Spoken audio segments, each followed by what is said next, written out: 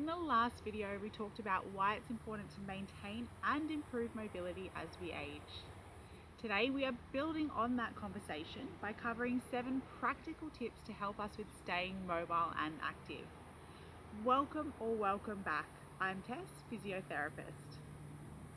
Mobility is essential to maintaining our independence with everyday tasks and activities as we age. However, it's not always simple to know how to maintain or improve our mobility as we age. Having an awareness and understanding of what it takes to maintain or improve our mobility can help us to take action sooner rather than later. By the end of this video, you will know 7 practical tips to help with staying mobile and active at any age. And a reminder that this content is for general educational purposes only. It's not a substitute for individual physiotherapy assessment, diagnosis, or treatment. Always consult a qualified health professional for advice specific to your situation. Let's get started.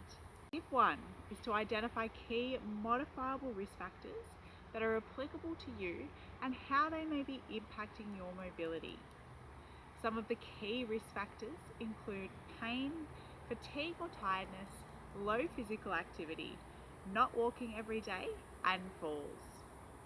For example, neck pain may impact turning to check the blind spot while driving. A recent fall may mean less time spent tending to the garden, and fatigue or tiredness may mean less time spent visiting family and friends. Identifying what might be impacting our mobility is the first step in being able to address these factors and improve mobility. Tip 2 is to start your exercise session with rehabilitation or pain management exercises. When putting together an exercise program to address mobility, rehabilitation or pain management type exercises are a simple and effective place to start. For example, if knee osteoarthritis is impacting the ability to walk each day, then starting with some quadricep activation exercises to help strengthen the muscles supporting the knee, which in turn can help reduce pain when walking. Or, following a fall or near miss, starting with some balance exercises like tandem stance or feet together stance. Or, if neck pain is impacting driving ability, starting with some gentle movement like shoulder rolls to help relax tense and tight muscles. Pick out just 1 or 2 of these types of exercises.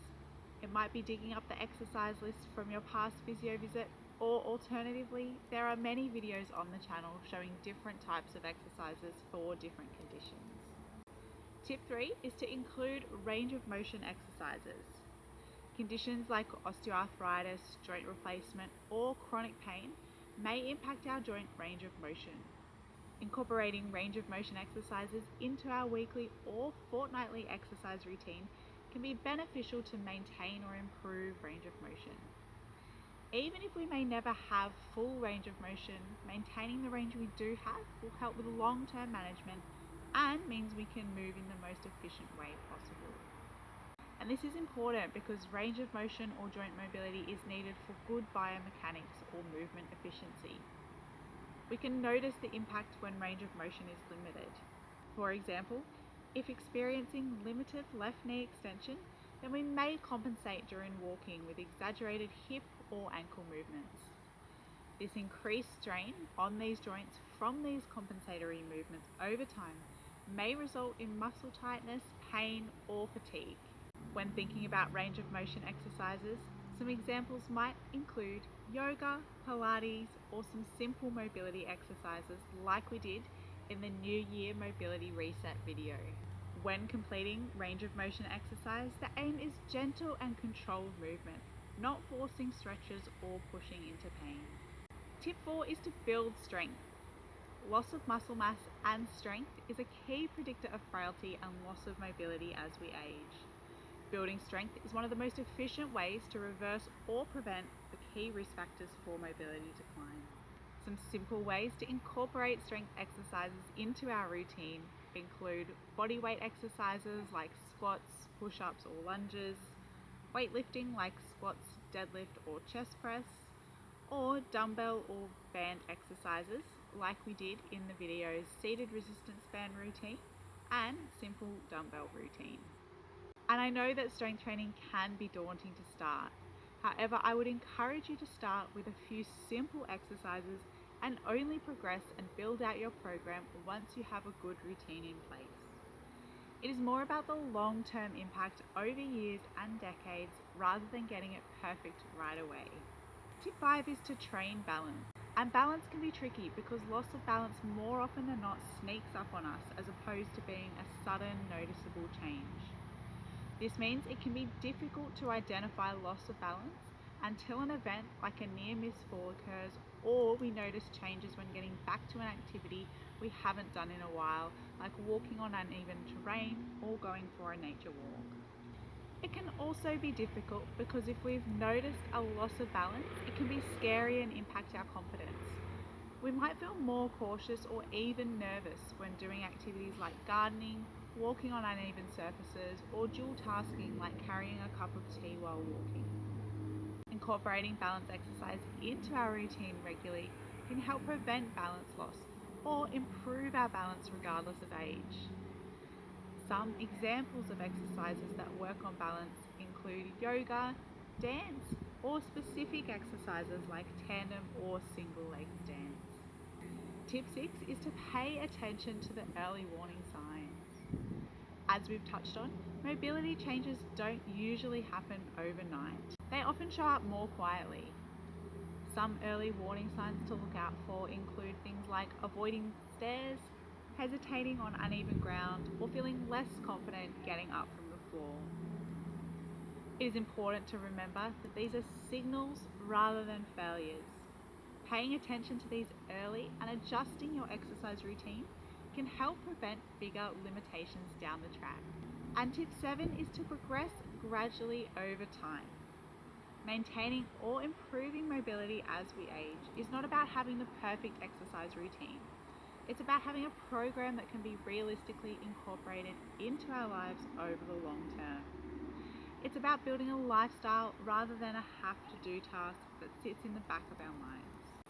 It is nice to remember that a successful exercise program follows 3 key principles. The first is individualization, or tailoring the program to suit you and your personal situation.